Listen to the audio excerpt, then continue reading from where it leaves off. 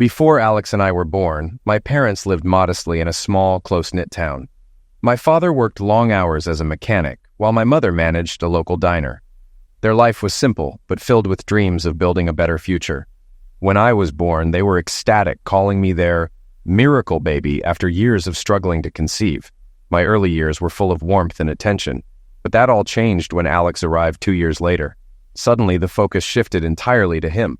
My parents' relief and joy at having a second child turned into overprotection and favoritism. As a toddler, Alex's mischievous antics were laughed off, while my innocent mistakes were met with scolding. The imbalance in treatment was subtle at first, but grew more pronounced as we aged.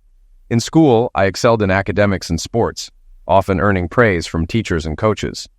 Yet at home, those achievements were overshadowed by Alex's smallest milestones. When he joined a soccer team and scored a goal, my parents celebrated for weeks. My trophies and awards collected dust, tucked away in a forgotten corner. One summer, during a family trip to the lake, Alex broke a neighbor's paddleboard. Although I was at the other end of the dock, I was blamed for not watching out for him. That incident solidified my role as the scapegoat, a title I couldn't seem to shake. Meanwhile, Alex continued to bask in their uncritical affection. By the time I reached high school, the rift between Alex and me widened. While I worked part-time jobs to save for college, Alex received generous allowances and gifts from my parents. When I voiced my frustration, they dismissed it, saying, "You're older, you'll understand someday." But the truth was, I never felt understood. Despite it all, I kept pushing forward. I applied for scholarships, determined to escape the suffocating environment at home. When I secured a partial scholarship to college, I thought my parents would finally acknowledge my efforts. Instead, they threw a lavish party for Alex's decision to attend community college, while my accomplishment went unnoticed. That moment solidified my belief that, no matter what I did, I would always be second to Alex in their eyes.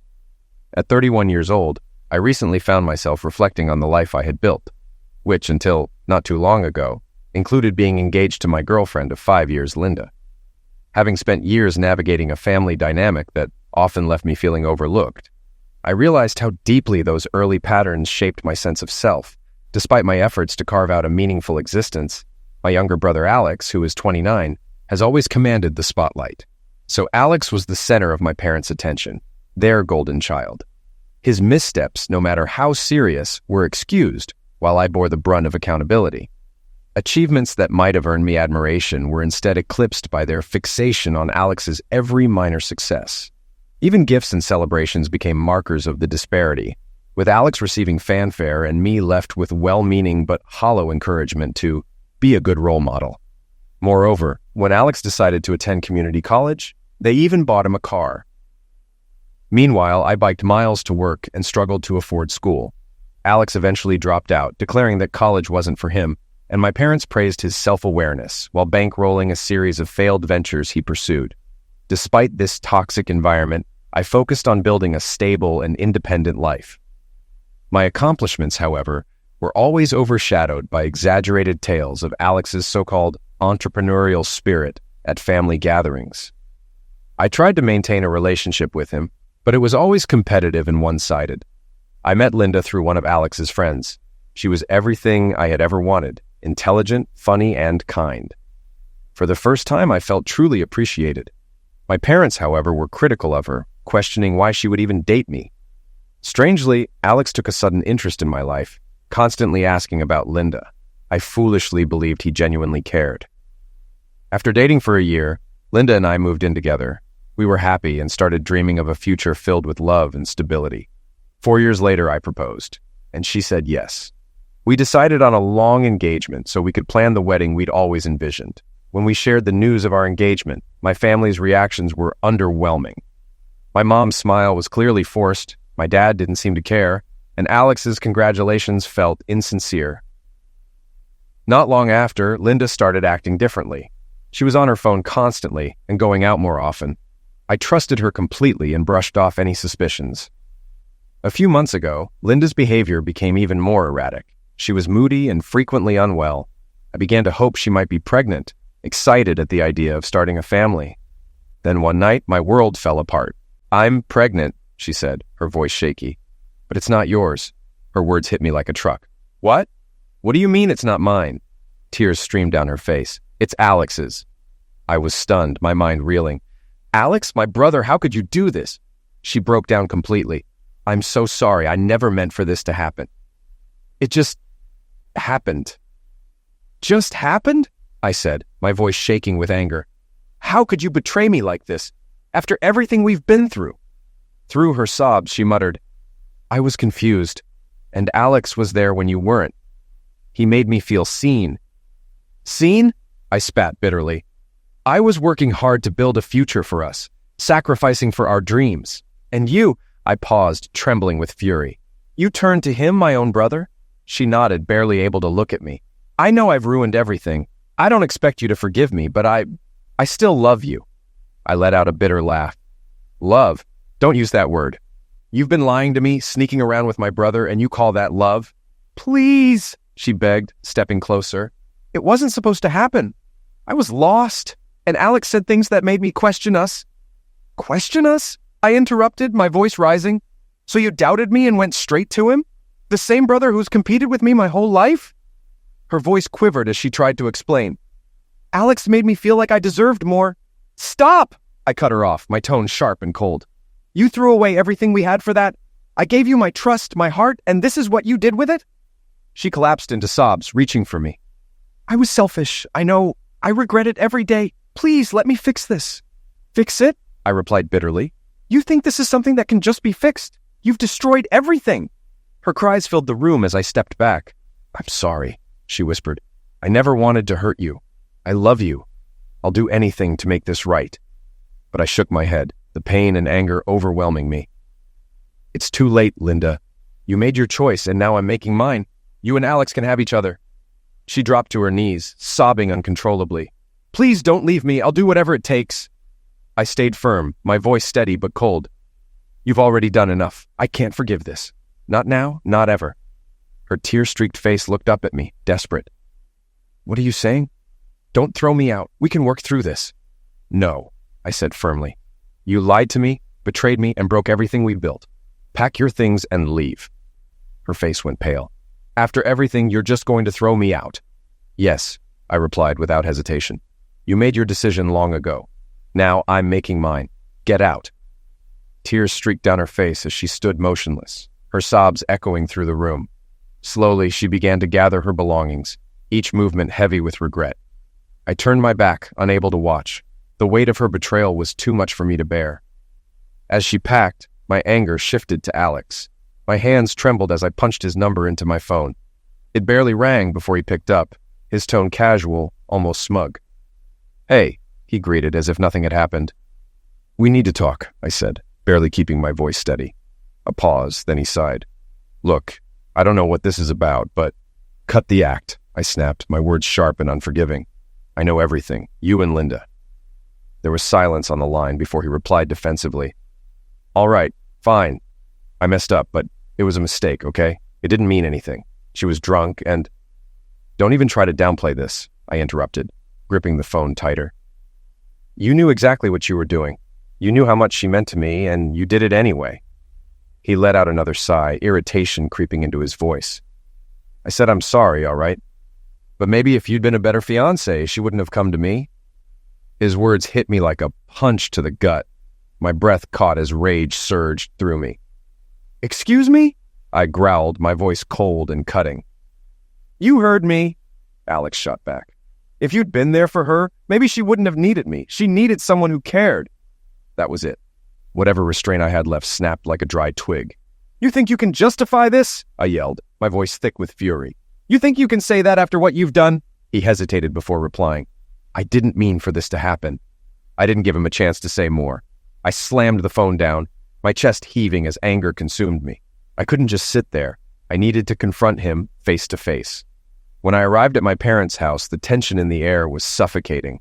My parents were seated at the dining table, and Alex stood near the window, shifting uneasily. His eyes met mine, a mix of guilt and defiance. My mother spoke first, her tone careful, almost rehearsed. We need to talk. Alex told us everything, and he knows it was a mistake. Stop, I said, cutting her off. My voice was firm, simmering with anger. You don't get to excuse him. Her face softened, but her allegiance to Alex was obvious. He's your brother. People make mistakes. Family forgives.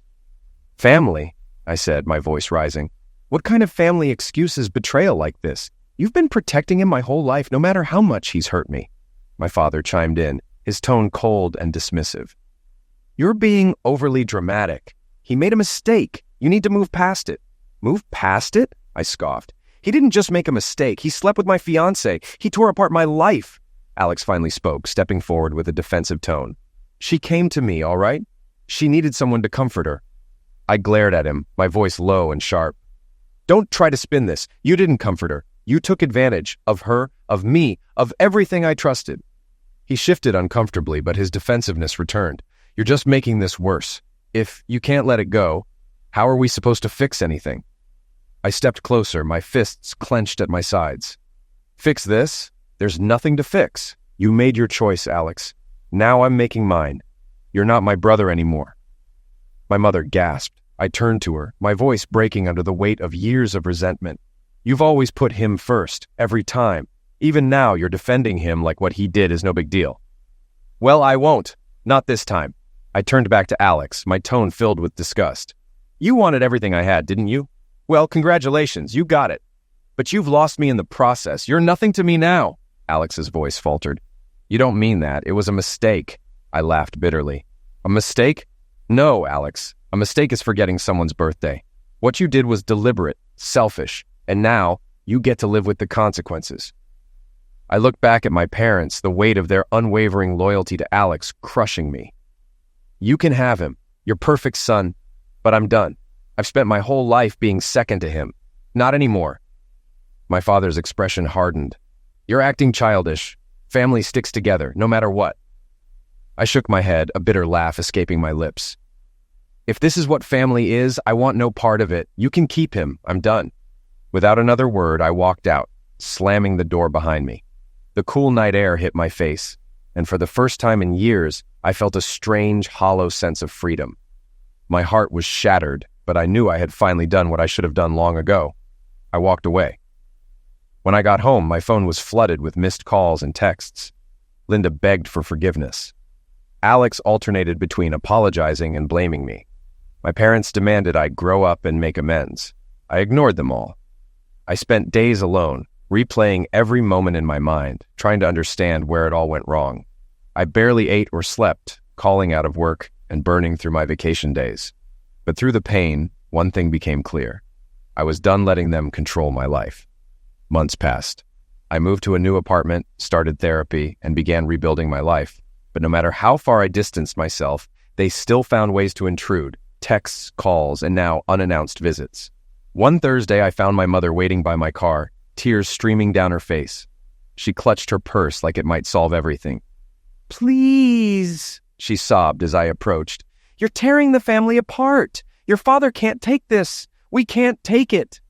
I stopped, my stomach knotting. Mom, I didn't destroy this family. I didn't ask Alex to sleep with my fiancé, and I didn't ask you to defend him. Her voice broke as she tried to reason with me. It was a mistake. Families forgive, son. Don't you want things to go back to normal? No, I said firmly. This isn't one mistake. It's a pattern, and I'm done being second best. I've tried to be part of this family, but every time I stand up for myself, I'm told I'm wrong. I won't forgive Alex, and I'm not coming back. She crumpled onto the curb, sobbing. You're hurting us. Please, think about this. I stood there for a moment, torn between anger and sorrow. But I couldn't let guilt pull me back. You don't get to make me feel guilty anymore, I said, my voice steady. I need to move on, even if that means cutting ties. I walked to my car, slammed the door, and started the engine. My phone rang. It was my father. Against my better judgment, I answered. Man up, he barked. This is family. You've been through worse, and you're letting this tear you apart? Forgive him and move on. I gripped the steering wheel, anger bubbling to the surface. You mean your family, the one where Alex always comes first. I'm not doing this anymore. His voice turned cold. Then you've made your choice. Be ready to live with the consequences. I hung up, the air in the car suffocating. But I knew I couldn't go back. Later that week, a voicemail from a distant cousin awaited me. Hey, it's Barbara. I've been talking to your mom. I know things are hard, but family's everything. Don't throw that away. Maybe it's time to forgive Alex. I called her back, my tone sharp. Barbara, you weren't there. You don't know what happened. I'm done being guilt-tripped into forgiving people who've hurt me." She sighed. "I just thought you might want things back to how they were." "No," I said firmly. "I don't. I need to do what's best for me, even if that means leaving this all behind." Hanging up, I set my phone down. Finding peace wasn't easy, but I knew it was worth fighting for, even if it meant standing alone. Yesterday, Linda messaged me. She's keeping the baby and plans to co-parent with Alex. My parents are thrilled about becoming grandparents, conveniently ignoring all the horrible things they said about Linda when she was with me. Her message was filled with apologies and declarations of true love with Alex. She even suggested we could all become friends for the child's sake. The nerve of it made my stomach churn. I'm at my limit. Part of me wants to sever all ties and disappear, start fresh somewhere far away. Another part is consumed with anger, wanting to stay and make them understand the depth of their betrayal. I feel trapped between the two. This betrayal has consumed my life. I can't be alone with my thoughts, let alone imagine trusting someone enough to date again.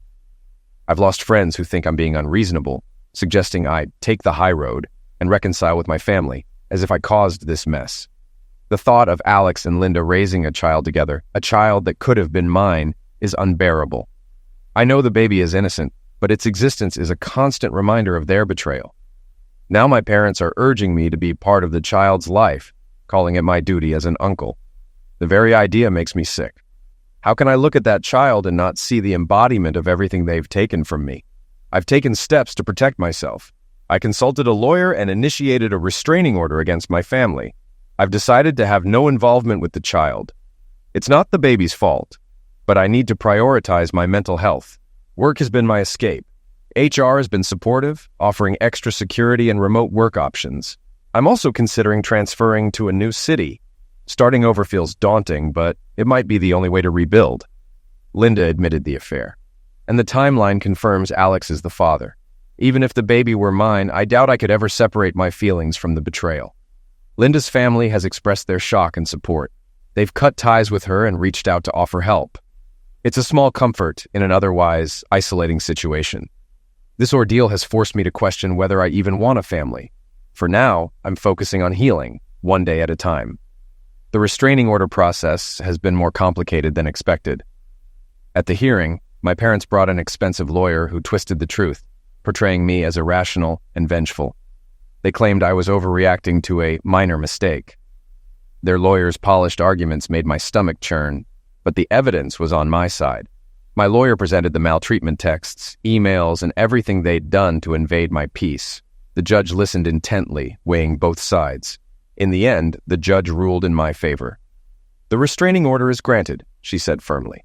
"This behavior is unacceptable, and the order is effective immediately." Relief washed over me, but it felt hollow. My mother sobbed as though her world had ended, and my father's glare was heavy with disappointment. They looked at me as if I were the one who had betrayed them. As I left the courtroom, Alex leaned against a wall, his eyes burning with anger. He stepped toward me, his jaw tight. "This isn't over," he muttered. "You'll regret this." My lawyer stepped in before I could respond. "Back off, Alex," he said firmly. "The restraining order is in effect. Any further contact will lead to legal action." Alex sneered but backed off. "You think a piece of paper will stop me? You can't hide forever." His words stung, but I refused to engage. I walked away, knowing I had taken a step toward reclaiming my life. Even if the path forward is lonely, I won't let them drag me back into their chaos. Last week, everything hit a breaking point. I was in a crucial meeting at work when my assistant nervously entered. "Your mom is in the lobby," she whispered. "She's causing a scene." Dread filled my chest as I excused myself. The last thing I needed was my personal drama spilling into work. When I reached the lobby, I couldn't believe what I saw.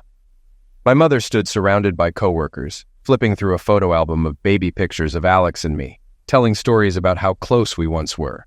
She was in the middle of recounting how Alex and I used to bathe together as toddlers when she noticed me. Her face lit up and she rushed over. "Oh, sweetheart, I've been looking for you," she said cheerfully. "We're planning a baby shower for Alex and Linda, and—" "I don't want to hear it," I interrupted sharply. "You need to leave now. You're trespassing, and if you don't go, I'll call the police." Her expression froze, shifting from shock to frustration. "I don't understand why you're being like this," she protested. "I'm just trying to make things right." I don't care, I said, cutting her off again. Leave now. Before she could argue further, security intervened. I turned away, letting them escort her out, unwilling to engage any longer. She had crossed a line, and I wasn't going to tolerate it. The rest of the day was damage control, apologizing to my employer and smoothing things over with coworkers who had been dragged into the spectacle. While most were sympathetic, I could sense the whispers and judgment.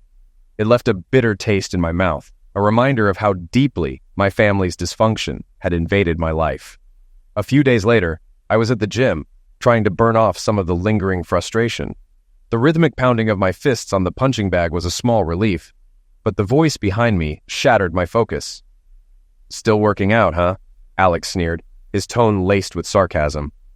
I turned, and there he was, standing smugly despite the restraining order. Anger surged through me. Get lost, Alex, I said coldly. You're not supposed to be here. He laughed loudly, drawing attention. Oh, come on, don't be like that, he taunted, stepping closer. You've got your precious restraining order, but guess what? I'm still hooking up with Linda. That was it. My control snapped. Leave, I growled, my voice low and dangerous. He smirked. What are you going to do about it? Call the cops. You think they'll believe you? Before I could stop myself, I swung, my fist connected with his jaw, and for a split second there was silence. Then Alex lunged at me, grabbing my shirt, and we tumbled to the floor. We fought like children, fists flying. Pain flared as his punch connected with my face, and I landed one to his stomach in return.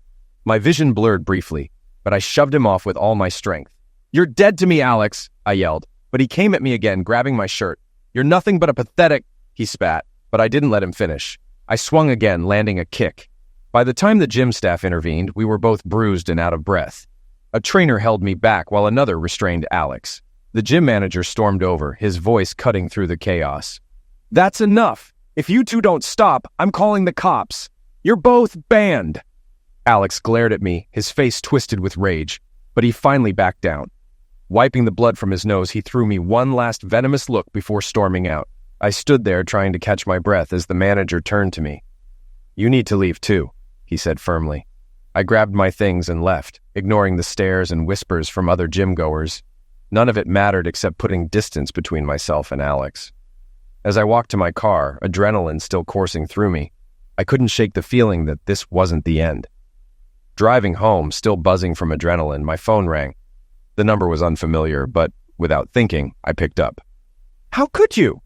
Linda's furious voice exploded through the line. You broke Alex's nose. He might need surgery. Her words were so absurd that I let out a bitter laugh. Oh, my apologies, I said sarcastically. Did I hurt your precious boyfriend? The one you cheated on me with for months? My mistake. She was silent for a moment, then spoke in a trembling voice. This isn't about that. Alex is hurt, and the baby can feel my stress. You're being so selfish. My anger reignited. Selfish? You're really going to lecture me about selfishness after what you've done? You've got some nerve, Linda. She started sobbing, her voice cracking. This isn't just about us. It's about the baby. Please, try to understand. I clenched my jaw. No, you don't get to make this about the baby. You made it about your betrayal. I'm done. Before she could respond, I hung up and blocked her number. I wasn't wasting another second on her. The fallout from the fight didn't stop there. Word spread quickly, and my phone was flooded with messages. Some friends offered support, understanding why I snapped, but others criticized me, painting me as the villain. One message from an old friend stung. I get that you're hurt, but seriously, knocking up Alex was a step too far. Another came from someone I barely knew. What's wrong with you? He's your brother. Are you really that angry over a mistake? You're ruining everything. The judgment was infuriating. How could they side with Alex after all he'd done? Thankfully, there were messages from people who understood. You did what you had to do, one close friend wrote. Don't let anyone make you feel bad for standing up for yourself. You're better off without them. Linda's parents even reached out, expressing their disgust with her behavior and offering their support. It was a small comfort, but I appreciated it. Still, the anger and guilt lingered. The image of Alex's bloodied face replayed in my mind, and I hated that I had stooped to his level. The legal aftermath only deepened the chaos. My lawyer called the next day, his tone heavy with bad news. Alex has filed attack charges against you, he informed me. I immediately protested, my frustration spilling out. He broke the restraining order. He provoked me. My lawyer sighed, the weariness in his voice unmistakable. I understand your perspective, but you threw the first punch, and that complicates the situation. We'll file charges against him for violating the restraining order, but it's not going to be an easy case. A wave of frustration hit me hard. What happens now? I asked, feeling cornered. You'll need to give statements to the police, document your injuries, and prepare for a drawn-out legal process, he explained grimly. It's going to be humiliating, I'm afraid. I wish I had better news. Giving my statement to the police felt like a gut punch. Explaining how my own brother had pushed me to violence was humiliating. They were professional but detached, documenting every detail as I showed them my swollen face and bruises from the fight. Adding insult to injury, the gym manager called. After what happened, we have to ban you both, he said apologetically. It's policy. I swallowed my frustration. I understand, I said, though I didn't. Losing the gym, a rare outlet for my stress, felt like another blow. Everything seemed to be slipping away, and for the first time in a long while, I wasn't sure how to move forward. Late one evening, my cousin Brenda called, her voice tinged with concern and frustration. Hey, how are you holding up? She asked softly. I let out a sigh. Same as always. Just trying to get through the day. What's going on? She hesitated. It's about the family. My stomach tightened. More drama? Yeah, she admitted with a heavy sigh. They've been pressuring me, especially Mom and Dad, to turn against you. But I'm not doing it. I wanted you to know that. Relief swept over me. Thanks, Brenda. That means a lot. There's more, she said carefully. They've been spreading rumors about you. I stiffened. What kind of rumors? They're saying you're having a breakdown, she explained. That you're jealous of Alex and Linda and can't accept their relationship. Basically, they're painting you as bitter and unstable. I laughed bitterly. Unbelievable. After everything, they still find a way to make me the villain? Unfortunately, yeah, Brenda said. Some people see through it, but others believe them. It's like the truth doesn't matter to them, only their version of the story. I clenched my jaw, trying to stay calm. I'm exhausted, Brenda. I'm trying to heal and move on, but they won't let me. They've already ruined enough. I get it, she said sympathetically. But I'm standing by you. I won't let them smear your name without a fight. Her words lifted a small weight off my chest. Thank you, Brenda. I don't know what I'd do without you. You don't need to thank me, she said firmly. I've got your back. After a pause, I said, it's just frustrating. All I want is peace. But they keep dragging me back into their mess. I can't seem to escape it. I know, she replied gently. But remember, not everyone believes them. Some people see the truth, even if it doesn't feel that way. I nodded, a little more hopeful. Thanks. I'll try to keep that in mind. Before we hung up, she added, take care of yourself, and call if you need anything. I will, I said. I'm lucky to have you in my corner. Same here. Talk soon. After the call, I sat quietly, processing her words. It hurt knowing my own parents were tarnishing my name, but having Brenda on my side gave me some comfort. The tension at work hadn't eased since the incident with my mother and the gym fight going viral on social media. My coworkers were distant, their unease palpable. One afternoon, my manager called me into his office. Closing the door behind me, I sat down, sensing this wasn't a routine meeting. Marvin, he began, fiddling with a pen. I want you to know we value you and everything you bring to the team. You've been a great employee, and we see you're going through a lot. I nodded cautiously. I appreciate that. Thank you. He sighed, clearly uncomfortable. Given the circumstances, I think it might be best if you take some time off. A personal sabbatical. Paid, of course, until things settle down. My heart sank. Work was my only escape from the chaos in my life. I don't know. I started hesitantly. I'm not sure that's the best idea. I understand, he said, his tone gentle but firm. But you've been under a lot of stress, and honestly, you're not at your best right now. A break might help. I clenched my fists under the desk, frustration bubbling up. I'm fine, I said through gritted teeth. I don't need time off. I need to keep working. His sympathetic smile only fueled my irritation. Sometimes stepping back is the best way to move forward. Take the time to focus on yourself. When you're ready, we'll be here. I sighed, realizing he wasn't giving me a choice. Fine, I said, forcing calm into my voice. Thank you for understanding. He looked relieved. Of course, we'll sort out the details soon. As I left, embarrassment and anger warred inside me. I grabbed my things, trying to ignore the stares and whispers that seemed louder than usual. Walking past the break room, I overheard two coworkers talking. "Did you hear?" one said, chuckling. "Alex got Marvin's fiancée pregnant. How screwed up is that?"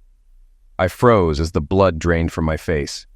My first instinct was to confront them, but instead I grabbed the doorknob, yanked it hard, and slammed the door behind me.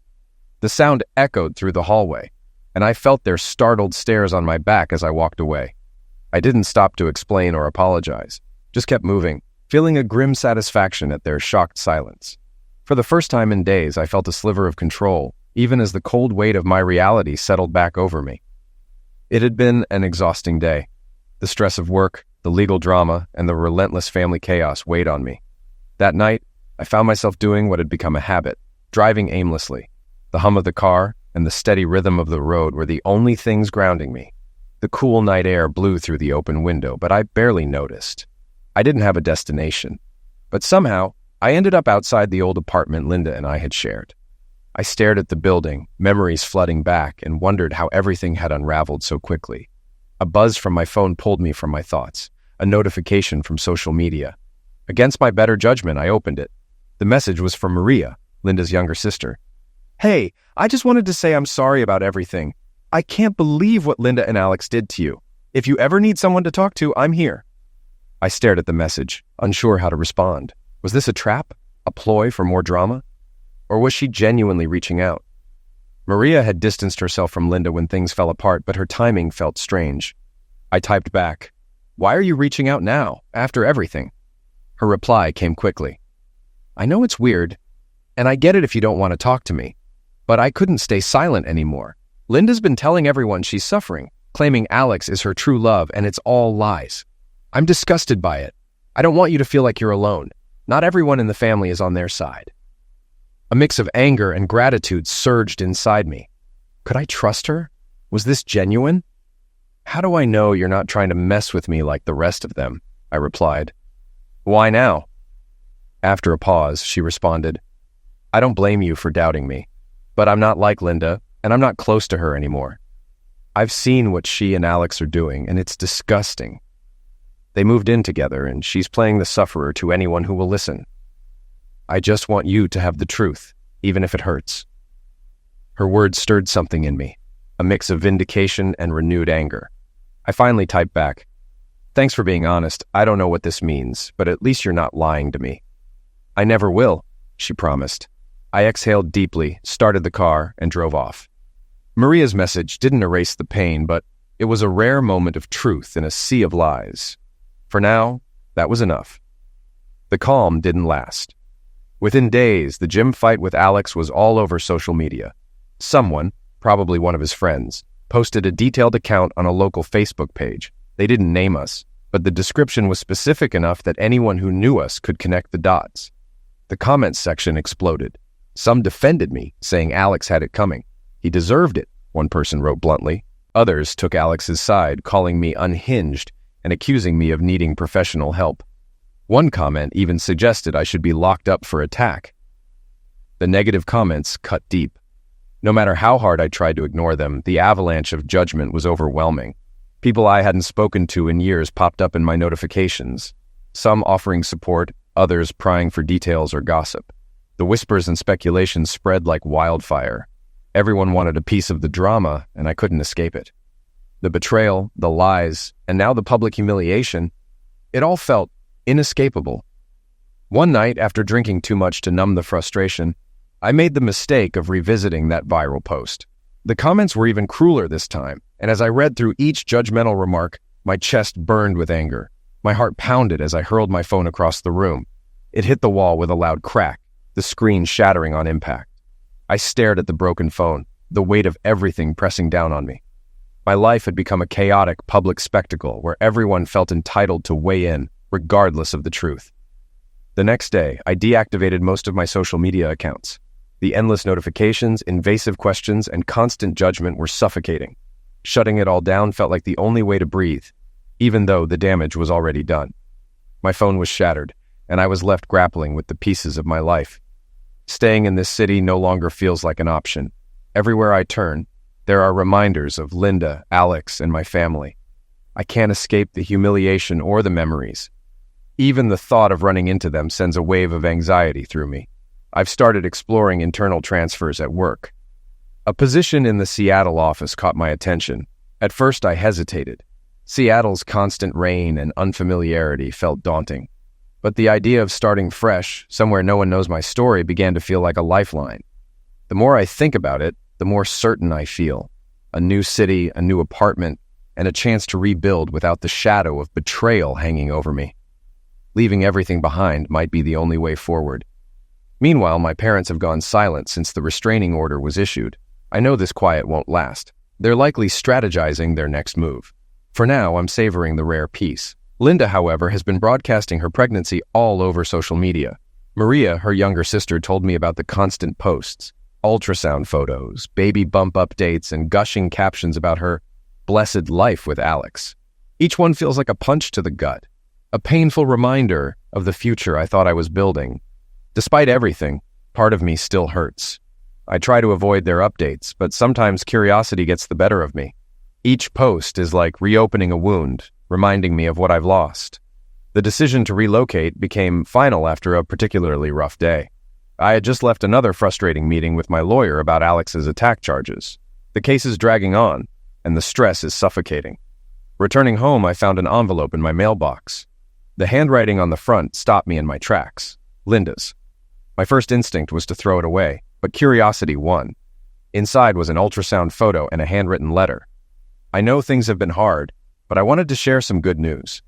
Alex and I are expecting a baby, and we're excited for this new chapter. I hope in time you'll find it in your heart to be happy for us. The baby will be lucky to have an uncle like you. Take care. I stared at the letter, anger bubbling up. Before I knew it, I unblocked Linda's number and called her. My hands shook as it rang. Hello? Her voice was calm, like nothing had happened. Listen, you selfish witch, I snapped. I just read your letter. Are you seriously trying to make me feel happy for you and Alex after everything? There was a pause before she responded softly. I know this isn't easy. Not easy, I interrupted, my voice rising. You destroyed my life, you and Alex, and now you want me to be the loving uncle to your kid? You're insane. You tore apart everything we had, and now you think I'm going to forgive and forget? You're delusional. Her voice wavered. I never wanted to hurt you. I laughed bitterly. Don't lie to yourself. You knew exactly what you were doing. You, Alex, my parents, you can all go to hell. She inhaled sharply, but I didn't let up. I'm not going to play along with your fantasy. That baby is nothing but a reminder of your betrayal. Don't contact me again. There was a long silence. I could almost hear her trying to compose herself on the other end. Finally, Linda spoke, her voice barely above a whisper. I really hoped you'd come around eventually. I shook my head, even though she couldn't see me. Well, you hoped wrong. I'm not going to be okay with this, Linda. And as for your baby, find someone else to play family man. It's not going to be me. Before she could respond, I hung up. I didn't care what else she had to say. I'd said everything I needed to. I tossed my phone onto the couch and started pacing, adrenaline still coursing through me. It wasn't my finest moment, but for the first time in months, I felt like I'd reclaimed some of my power.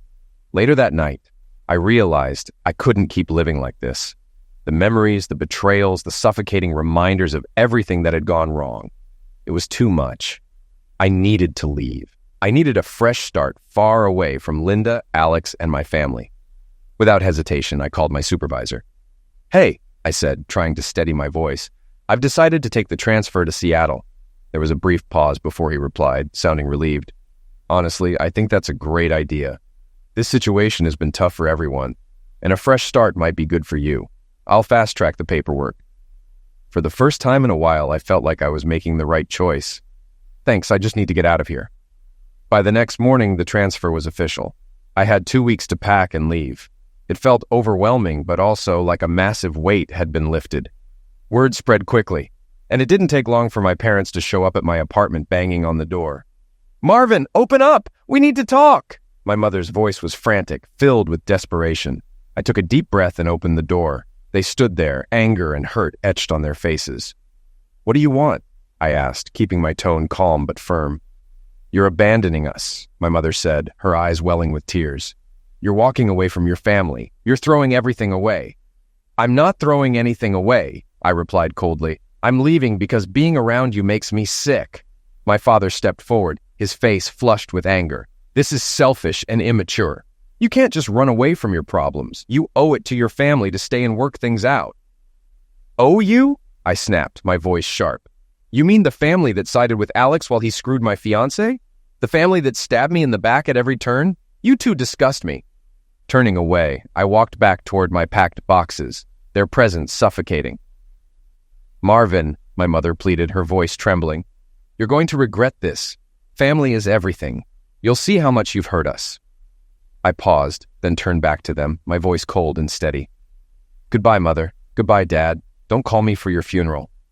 Before they could respond, I picked up my phone and dialed the police. I need assistance, I told the dispatcher. My parents are here violating a restraining order.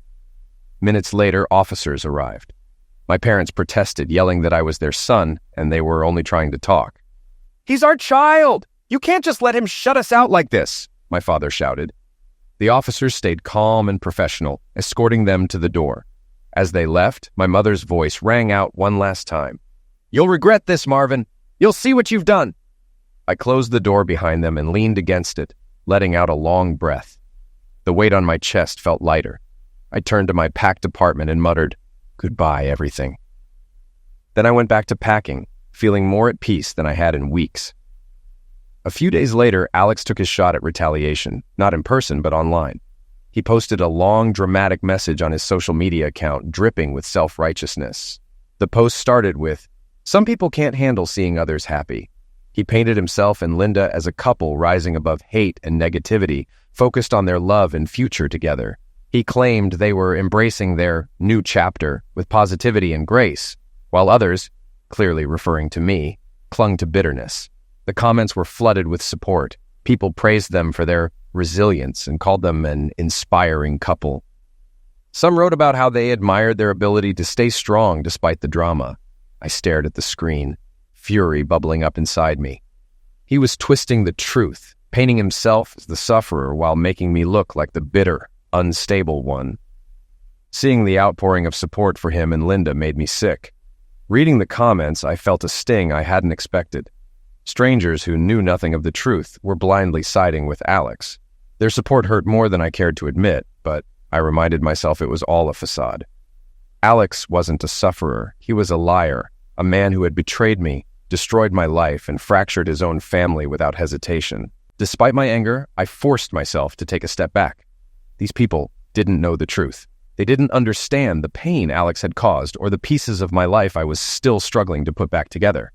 Yet, they celebrated him like some kind of hero. It was infuriating. I took a deep breath, set my phone down, and walked away. Engaging with them wouldn't change anything. It would only pull me deeper into their false narrative. No matter how many likes or comments Alex got, I wouldn't let him drag me down.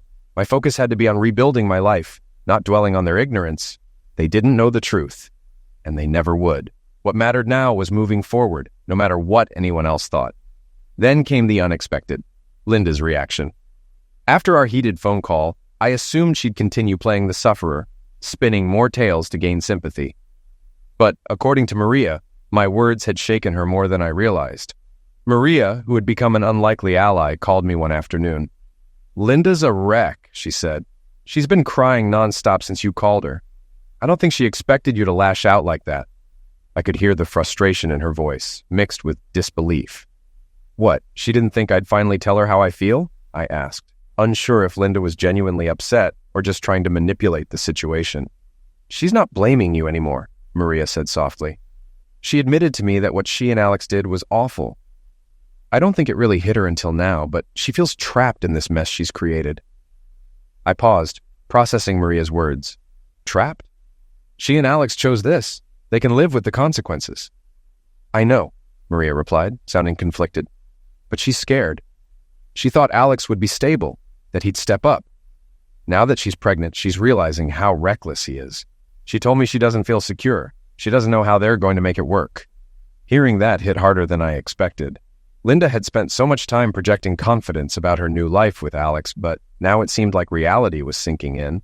I always knew Alex was reckless and unreliable, but hearing Linda admit it to Maria made it clear how shaky their foundation really was.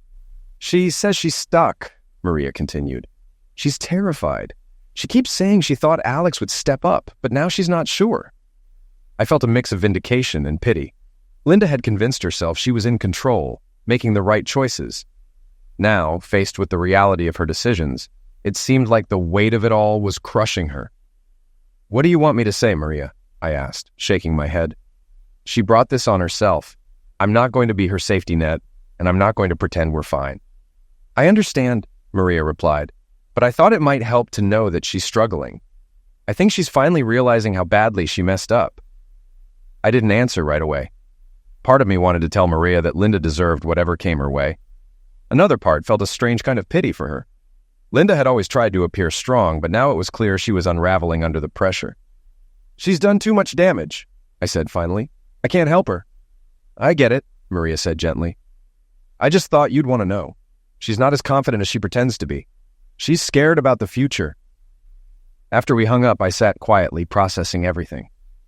Linda's breakdown didn't bring me any joy. It didn't undo the betrayal. But it did show me that her and Alex's life wasn't as perfect as they wanted everyone to believe. Their house of cards was starting to fall apart.